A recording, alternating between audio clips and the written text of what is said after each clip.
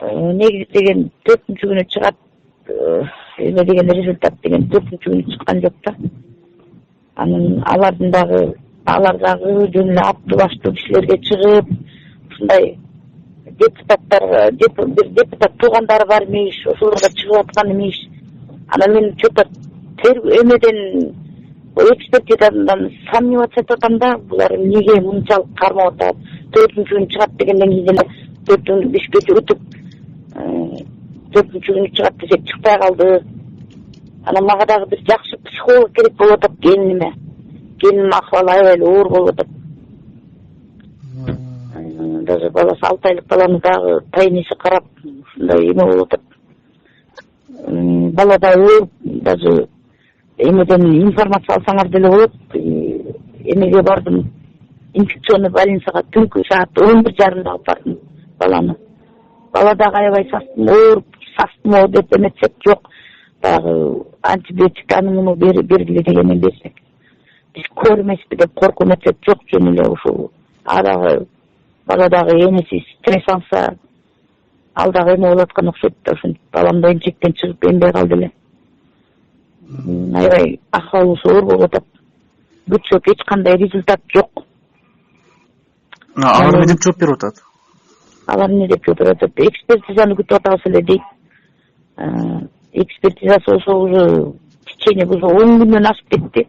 Течение 10 күнүн ичинде 4-күнү чыгат экспертиза деген чыккан жок. Что-то биз сомневаться этип баштадык да, булар может тиги жасап атабы экспертизаны деп. Тергөө органдары эмне деп атат? Тергөө органдары ошол алардын колдорунан экспертиза чыкпай эчтеке кыла албайт да. Тергөө органдары тиги ким следователь иштеп атат, анан дагы дополнительный эме кылдым дейт. Экспертиза кылдым дейт. Ошо. Врачтардын комиссиясы составында кимдер бар экени тууралуу силерде маалымат барбы? Ким кайсы врачтар бар? Ошо кайсы маалыматтар жок болуп атат. Аларда тергөө убагында беришпейт экен. Бирок мен өзүм тиги балам дагы аябай стрессте жүрөт. Же сүйлөшө албайсың, же эме боло албайсың.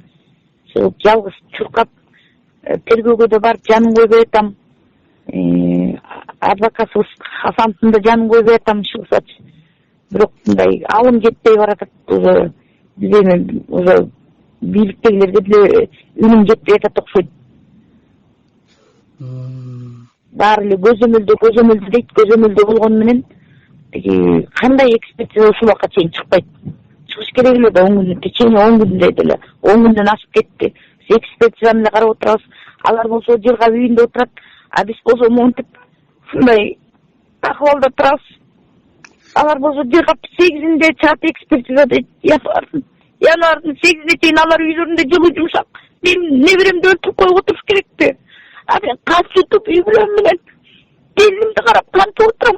Азыр дагы ушу психолог эместе дагы жардам керек болуп атат. Ушу психолог, жакшыраак психолог керек болушу келиниме. Да эмне деп айтарымды да билбейм уже. Үйгө да отура албайсың, же эшикке чыга албайсың, ушундай. Неберемди дагы жакшы тайнеси карап эме болуп атат. 6 айлык бала эмне байкуш. Же эмчек бербесе, келиним өзү стресстен чыга албай ыйлайт. Иши кылып мындай. Кандай деп жеткире да албайм ушундай. Дагы ошо келиним үчүн да жооп берсин.